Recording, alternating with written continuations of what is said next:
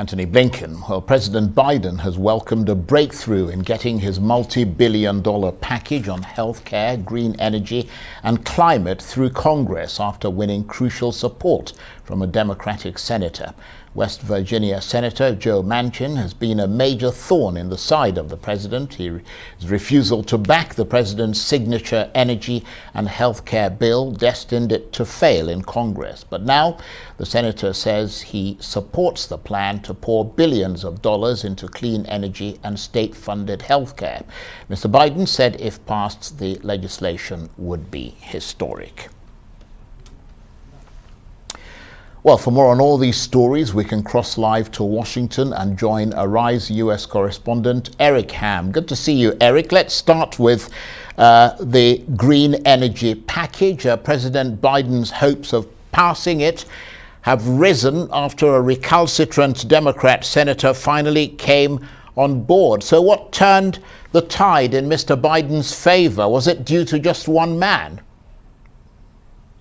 Well, yes, Charles, it is. And when you look at a 50-50 split in the Senate, as he has always said, every senator now is a king. And so what we saw was Joe Manchin, the Democratic senator from West Virginia, who just weeks ago said that he could not actually get there on the legislation, did an about face, and he worked with the Majority Leader Chuck Schumer, and they were able to get this done. President Biden just spoke to the nation about this issue. He says, of course, that it did not go as far as he wanted it to, but still there was an enormous amount in this bill that Democrats will be able to celebrate, and more importantly, will be able to go back to their constituents and say what they're doing. We know that the bill will provide nearly $400 billion for climate change initiatives, as well as reduce the overall federal deficit by more than $200 billion in just his first year. In addition to that, we know that it provides billions for prescription drugs. So there's a lot in here for everyone. And so what we're seeing is, as the president continues to look at and focus on a rising inflation, this is some bit of good news that the president and Democrats certainly will be able to tout. And of course, as you mentioned there, Eric, if passed, this legislation would be historic. But in the short term, it would also be a major victory for the president in the run-up to the midterm elections in November, wouldn't it? Yeah, absolutely. Right now, given that there are now growing concerns that the United States is entering recession territory, this is going to be a very difficult election season for Democrats. It was going to be one historically anyway. But now, clearly, what we're seeing from Democrats is they're trying to gain as much momentum and ammunition that they can possibly gain heading into the midterm elections. This was something that we know the president had been working on since coming into office. And we know that it was going to be very difficult to be able to get this done, considering that two Democrats, both Senator Joe Manchin and Senator Kristen Sinema, simply were not on board with a number of different components of this massive spending bill. But right now, Democrats know now Joe Manchin is on board. The question, of course, will be, is this something that Kyrsten Sinema can actually get done? And also, will Speaker Pelosi be able to get all of her caucus to actually support this as well? So while there is a deal in place, in theory, there's still a number of hurdles that they have to get through before they can actually celebrate. Well, let's turn to President Biden and President Xi of China holding their first talks since March. I understand it was dominated by the war in Ukraine and ongoing tensions over Taiwan.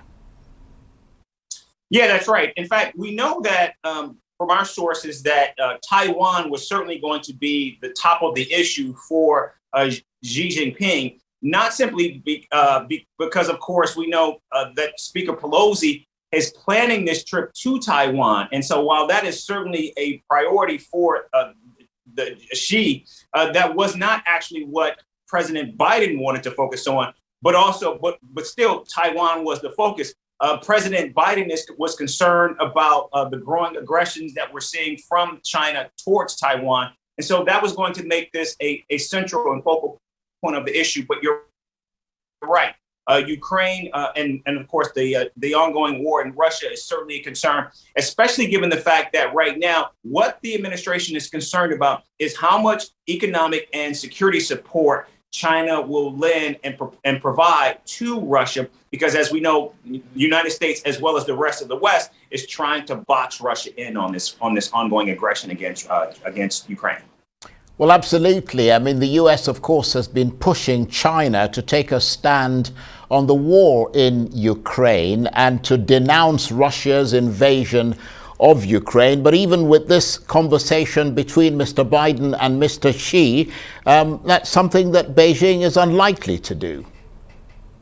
No, in fact, we know, and quite frankly, we have heard from our sources inside the White House, they do not believe that, nor at this point do they expect China to actually come out vocally against Russia's aggression in Ukraine.